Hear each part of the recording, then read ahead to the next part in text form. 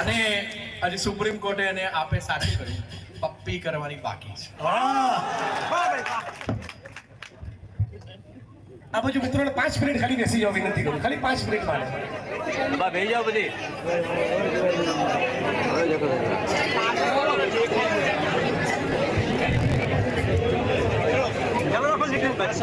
તમારે ત્યાં કોઈ ભેટારી ગામ છે?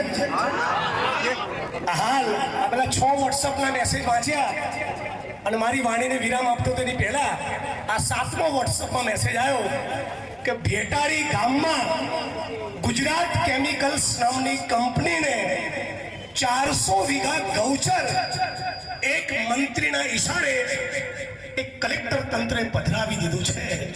ગીર સોમનાથ કલેક્ટર અને ચેલેન્જ, યાદ તારામાં પાણી હોય તો ગૌચર એ સરકારી હેડે પાછું લઈને બતાય એટલે ખબર પડે. સાથીઓ, ગરીબ માણસના જે મકાનો તોડ્યા ને, ગુસ્સો એના માટે છે. મહેશ મકવાણા માટે તમે લૂંટની કલમ લગાડી 5000 વોટ પ્લસ થઈ ગયા. નેતાઓ જેલમાં જાય ને એ તો અમારા માટે પ્રસાદી કહેવાય. મારી આ વખતે વડગામમાં સીટ થોડી જોખમમાં મુકાઈ ગઈ હતી. હું ખૂબ હૃદયપૂર્વકનો આભાર માનું છું આસામની પોલીસને. 2500 કિલોમીટર દૂર મારી સામે એફઆઈઆર કરી, હજારો બમ ટાઈટ થઈ ગયા. મારા વડગામના લોકો 5000 વોટે જીતી ગયો. પુષ્પાબેન ચિંતા ના કરતા હો, તમારા ઘરે મચ્છી બી ખાઈશ ને ઝીંગા બી ખાઈશ. અને મહેશભાઈના 5000 વોટ આજે પાકા થઈ ગયા. પણ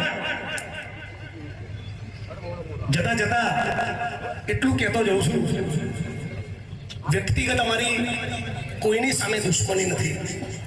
સર્વ સમાજના લોકો એ વોટ આપે ત્યારે જ કોઈ માણસ સંસદ સભ્ય, ધારાસભ્ય કે તાલુકા જિલ્લા પંચાયતનો પ્રમુખ બનતો હોય છે.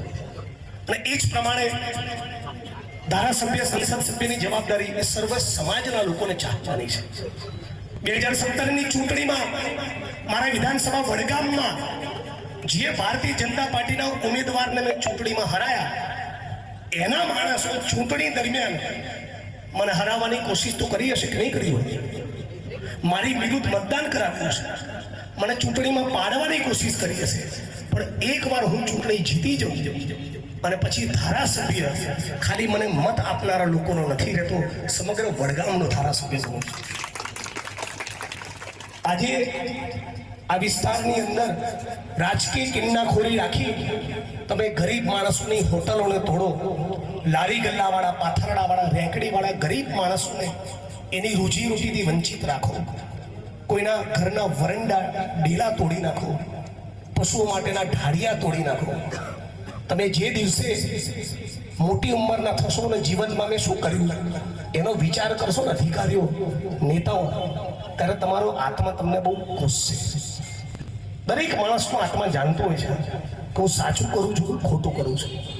એટલે અહીં ઘણા બધા પોલીસના બધા નાના કર્મચારી મિત્રો છે, કોન્સ્ટેબલો છે, હેડ કોન્સ્ટેબલ, પીએસઆઈ વગેરે અધિકારીઓ છે, એમને ખાસ કહેવા માંગુ છું કે તમારા આઈપીએસ અધિકારીઓ 1 નંબરના ચાપલુસ છે.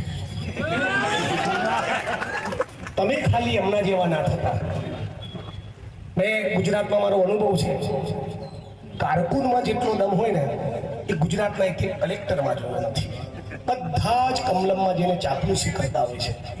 એટલે તમને બધા મિત્રોને ખાસ કહેવા માંગુ છું કે તમારા સાહેબોના આદેશના પગલે કોઈ દિવસ કદાચ દબાણ હટાવવાનું આવે તો લારી ગલ્લાવાળા જોડે, પાથરણાવાળા જોડે, રેંકડીવાળા જોડે, રિક્ષાવાળા જોડે ગાળ દઈને વાત ના કરો. કેમ કે તમે લોકરક્ષકો અને પોલીસના કોન્સ્ટેબલો જ્યારે હડતાલ કરો છો, તમે જ્યારે ગાંધીનગરમાં રેલીમાં બેઠા હો છો, ત્યારે અમે તમારા માટે અનશનમાંને બેસતા હોઈએ છીએ. એટલે તમે પણ જ્યારે મ્યુનિસિપલ તંત્ર કે એસપી કે કલેક્ટરના કહેવાથી કોઈનું દબાણ દૂર કરવા જાઓ તો તમારી અંદર લાગણી એવી હોવી જોઈએ કે ભાઈ મજબૂરીના કારણે હટાવવું પડે છે, બાકી દિલ મારું માનતું નથી. ગાળ દઈને કોની જોડે વાત ના કરતા. તો આપણી આશા વર્કર બહેનો હોય, આંગણવાડીની બહેનો હોય, જીઆઈએસએફના જવાન હોય, સફાઈ કામદાર હોય, મલ્ટીપર્પઝ હેલ્થ વર્કર હોય, હોમગાર્ડના મિત્રો હોય, લોકરક્ષકો હોય, પોલીસના મિત્રો હોય, બેરોજગાર યુવાનો હોય, દલિત, આદિવાસી, ઓબીસી, મુસ્લિમ, આ ગરીબ વંચિત વર્ગો હોય, ખેડૂતો, ખેતમજૂરો, માલધારીઓ અને પશુપાલકો હોય, આ બધા લોકોની તાકાતનો સરવાળો થાય તો 2027માં આ જુલમીઓના શાસન અંત આવશે. એ વાત નક્કી છે. ગુજરાતમાં અને દેશમાં ધીરે ધીરે એક નવા પરિવર્તનની, નવી ક્રાંતિની શરૂઆત થઈ ચૂકી છે. અત્યારે આ લોકો જે ધંધા કરી રહ્યા છે, જે લૂંટની કલમ લગાવી, ગરીબ માણસોના મકાન તોડ્યા, પેલું કહેવાય ને વિનાશકારી વિપરીત બુદ્ધિ, એમનો વિનાશ કાળ આવી ગયો છે. એટલે વિપરીત બુદ્ધિ સૂજી રહી છે. આપ સૌ તમારી એકતા એને મજબૂત રાખજો, સર્વ સમાજની એકતાને મજબૂત રાખજો. હિન્દુ મુસ્લિમ આ લોકો કરવાની લાખ કોશિશ કરે, કોઈ દિવસ તમે એમના ચારે ચડતા નહીં. સંત કબીરે કહ્યું છે કે એક રામ દશરથ કા બેટા. આ લોકો રામની વાત કરે છે. શું કહ્યું છે કે એક રામ दशरथ का बेटा, दूसरा जो घट घट में बैठा, तीसरे राम का सकल पथारा, ચોથા सबसे निर्गुण सबसे न्यारा. એની વ્યાખ્યા પણ ના થઈ શકે. આ રામના નકલી ભક્તોની ઓકાત નથી કે આપણી વચ્ચે એ ભાઈ ભાઈને લડાવવાની કોશિશ કરે. એટલે હિન્દુ મુસ્લિમના ચારામાં પડવું નહીં. દલિત સમાજનો વ્યક્તિ હોય અને આરોપી બનતો હોય તો જિગ્નેશ મેવાણીને કહેજો, હું એસપીને ફોન કરીને એની સામે ગુનો દાખલ કરાવડાવીશ. કોળી સમાજનો વ્યક્તિ હોય, ખોટું કરતો હોય તો વિમલભાઈને કહેજો. માલધારી સમાજનો વ્યક્તિ હોય, ગેરકાયદેસર ખનન કરતો હોય તો લાલજીભાઈને કહેજો. આહિર સમાજનો વ્યક્તિ હોય, પાલ આંબલિયાને કહેજો.